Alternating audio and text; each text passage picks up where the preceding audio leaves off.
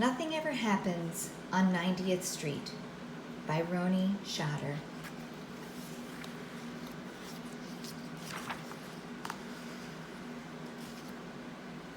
Eva unwrapped a cinnamon Danish, opened her notebook, and stared helplessly at the wide white pages.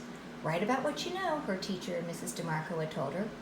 So Eva sat high on the stoop and looked out over 90th Street, waiting for something to happen. A horn honked, a radio rapped, a kid cried. The usual. Nothing ever happens on 90th Street, Eva scribbled in her notebook.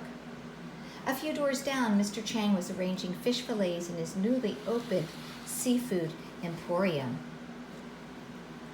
No one was buying, and his shop looked as empty and ignored as a tiny boarded-up store next door to it. He nodded to a woman passing by and called hello to Eva.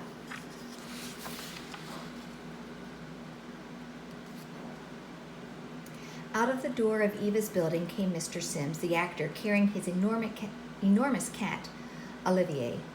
Mr. Sims was on hiatus again, which meant out of work, in between shows, and so every day, dressed in his finest, he embarked on a daily promenade with Olivier under his arm. Writing? He asked. Trying to, Eva answered, but nothing ever happens on 90th Street. Oh, you are mistaken, my dear, Mr. Sims said. The whole world's a stage, even 90th Street, and each of us plays a part. Listen carefully. This is a clue of what is good writing. Watch the stage, observe the players correctly and carefully, and don't neglect the details, he said. Follow an old actor's advice, and you will find you have plenty to write about. Thanks, Eva said, and as fast as she could, using as many details as she could, Eva described Mr. Sims in his notebook. His felt fedora hat, his curly gray hair, his shiny button shoes. When she looked up, he was halfway down the street, and Mr. Morley, the moose maker, was at his window.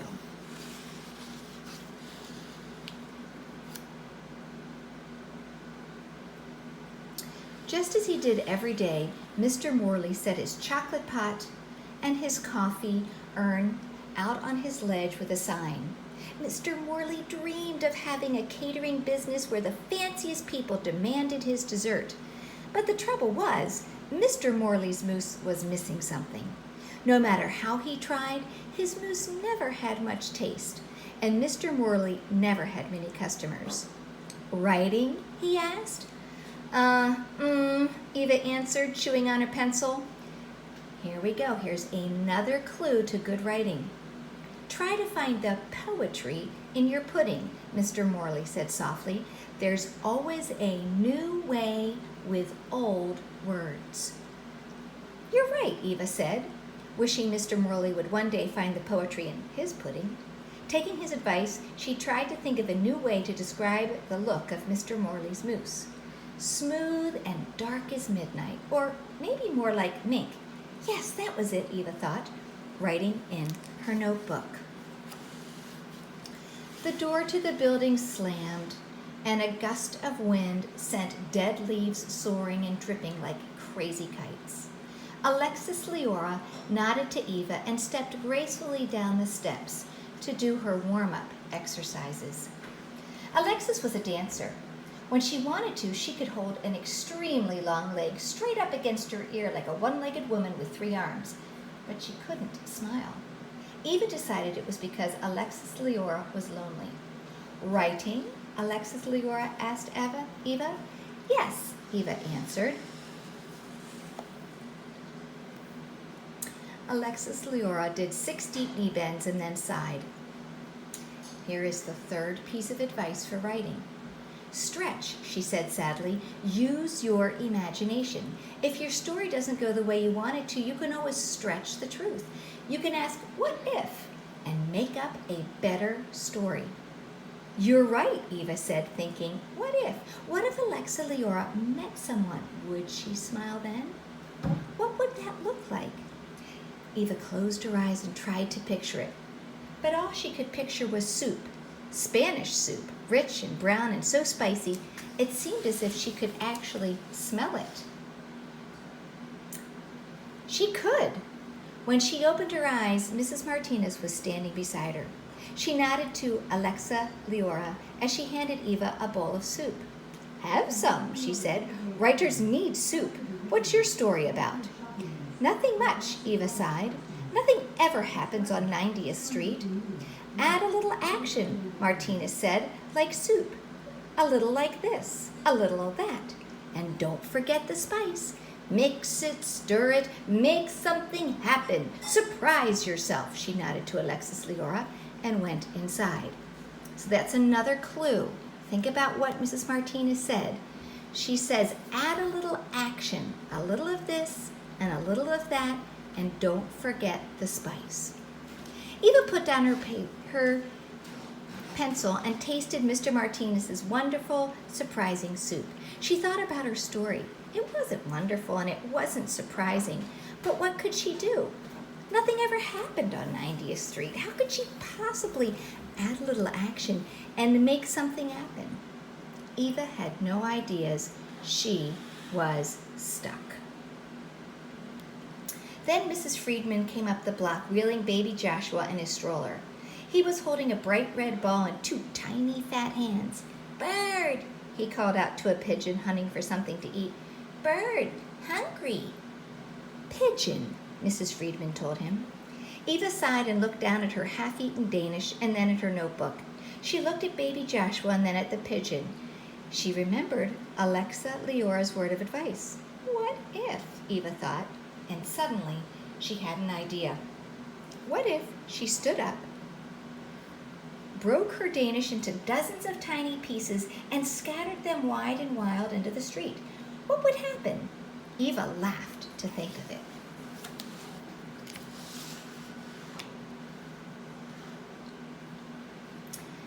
From lamppost and legends, dozens of pigeons swooped down to dine on Danish.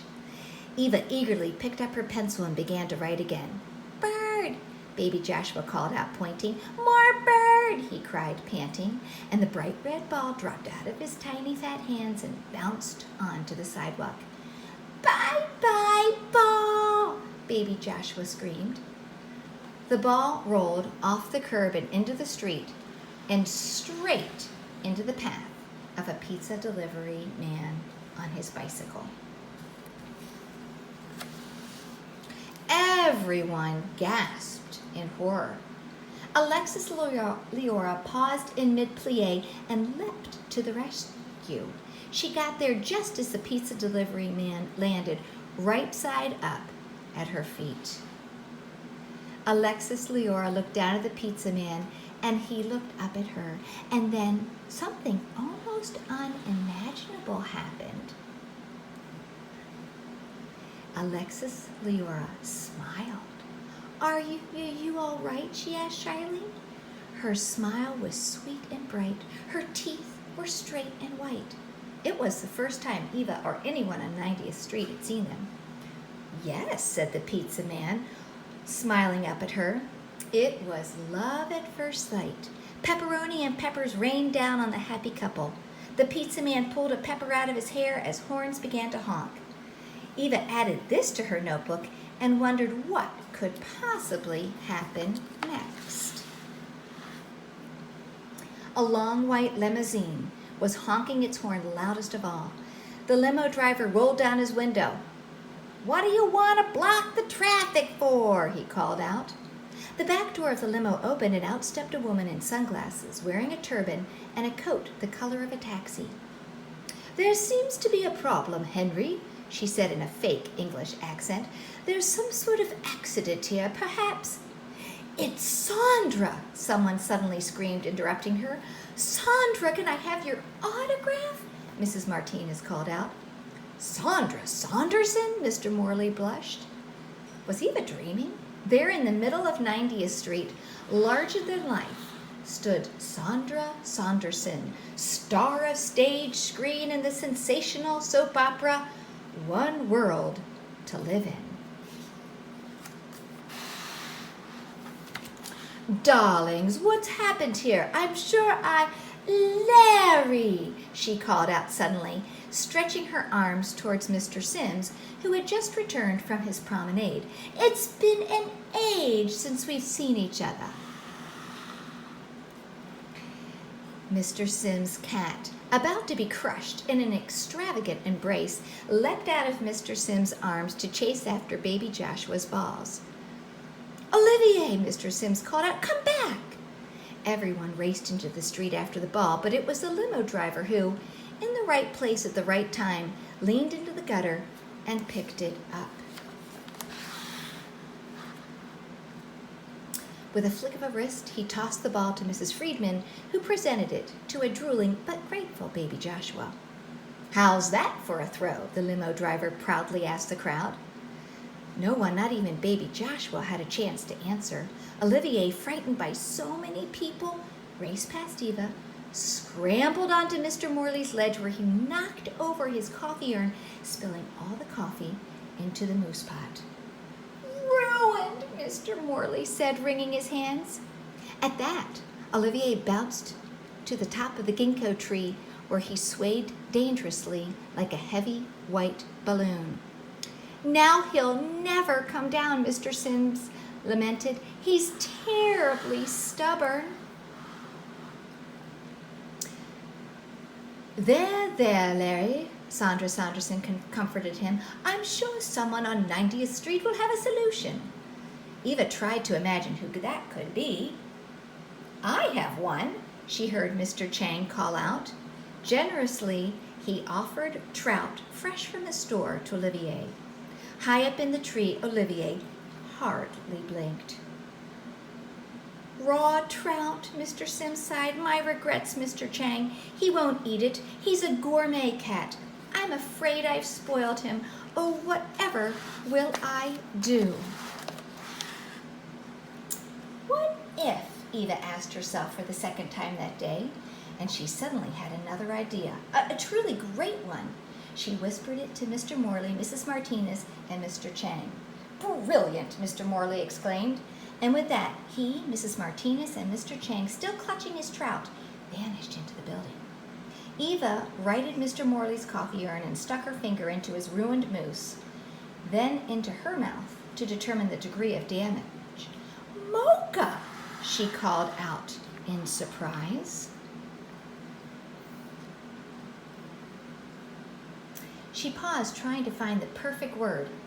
Magnificent, she announced to the assembled throng, and, giving the pot a stir, she dished out samples to all assembled. Delicious, Alexa Leora said, spooning some into the pizza man's mouth.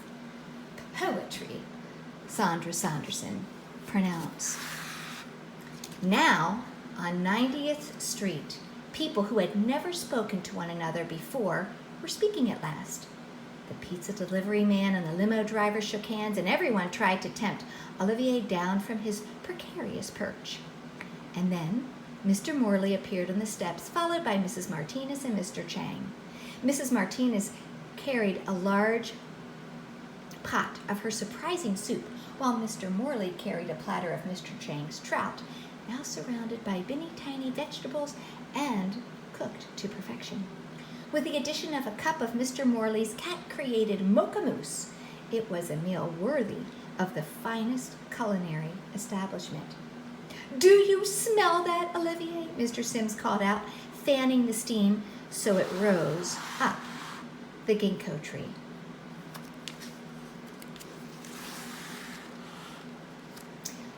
Olivier took one deep sniff and bolted down the tree to dine. Everyone on 90th Street sampled each course, and everyone on 90th Street sighed with delight. Superb! Fantastic! Yum!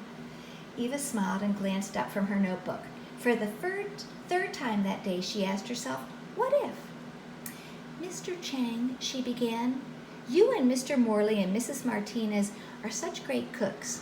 The boarded-up store next door to your Sea Emporium, what if you used that for a restaurant? A restaurant? The three chefs looked at each other.